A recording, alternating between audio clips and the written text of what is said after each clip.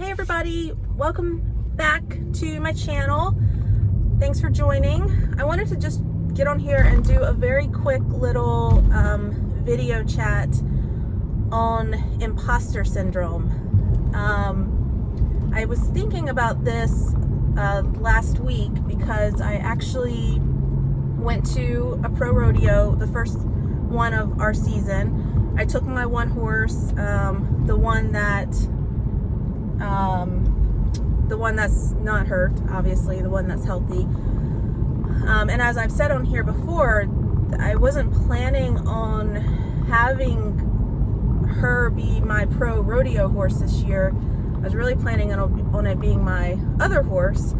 But if you want to hear God laugh, tell him your plans, because life will always throw you a different curveball.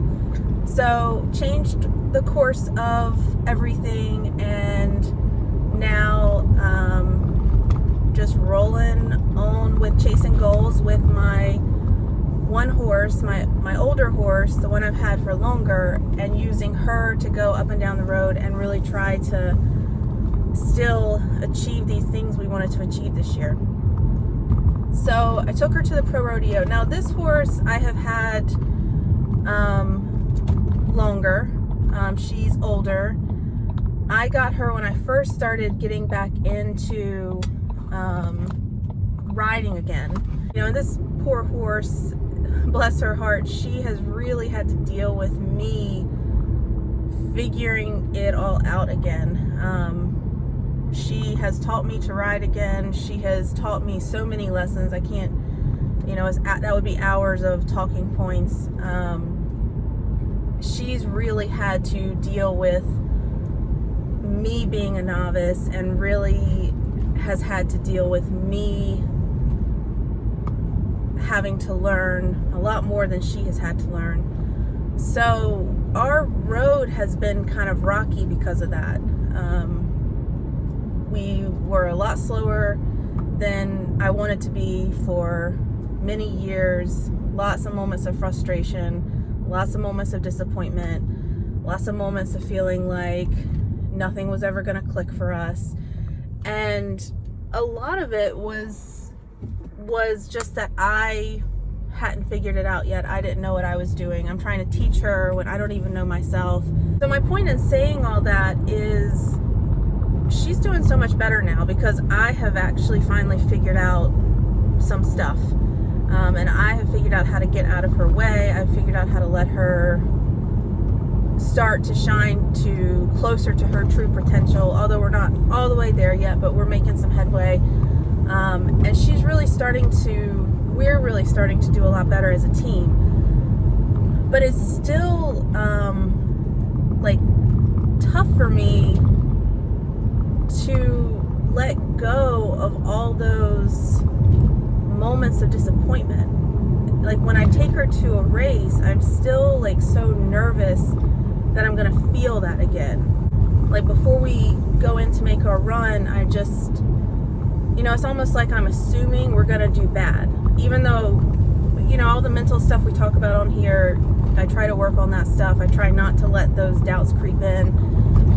But it's just human, it's just natural. It's the natural tendency that is how I want to feel.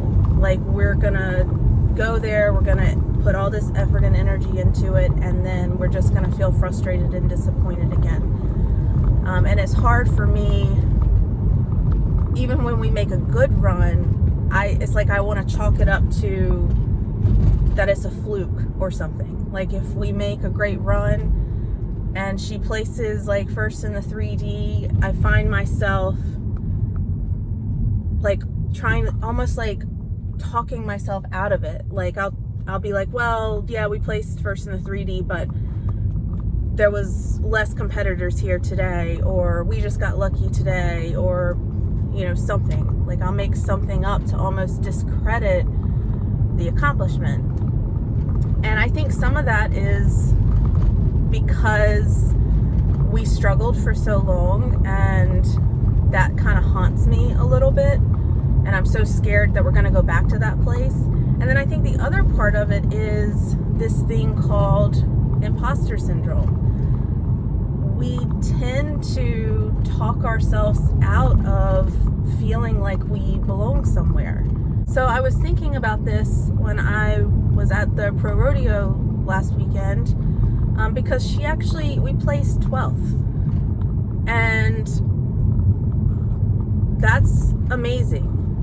And yeah, I can do all the like discrediting stuff that I naturally want to do, like, oh well, there wasn't a ton of competitors entered, or this, that, and the other, which is all true. It was a smaller rodeo. It wasn't like a 60 horse rodeo or anything like that. So I try, I keep things realistic with myself. But regardless, like, we entered a pro rodeo and we placed 12th, and like, that's something to really be proud of. And the last 3 races I've taken her to, she's been right there in the hunt for placing in the 3D. And it's only going to be a matter of time before she jumps up into that 2D bracket. I mean, if she's placing first and second in the 3D, you're a fraction of a second away from jumping up into that 2D category. So it's going to happen. I don't know when, but it's going to happen this year, God willing. And it's going to be really exciting when it does. And I need to stop thinking of her and me together as this team that can, only be a certain level, or this team that's like never going to be competitive at like a rodeo or a 1D level. You have to believe that you belong somewhere, and you have to believe that you're capable of something. That's the first step in any of this. And then if you do actually start making some accomplishments and you do start making some progress, don't talk yourself out of it. And I think it's important to remember that imposter syndrome, it doesn't go away. It's not like you achieve something one day and then finally you don't have to worry about it anymore. I have a lot of mentors who have achieved a lot more than I have and are competing at way higher levels than I am, and they still talk about this. They still talk about pulling up somewhere and feeling like they're not good enough, or they don't belong there, or they're not that level of competition. So if that helps you, remember that the people that you're looking up to, the people that you think have it all figured out and have it all together and are just crushing life, those people feel it too. So don't let that fear of feeling like you don't belong actually convince yourself that you don't belong. Like, that's just a feeling that you have to work through.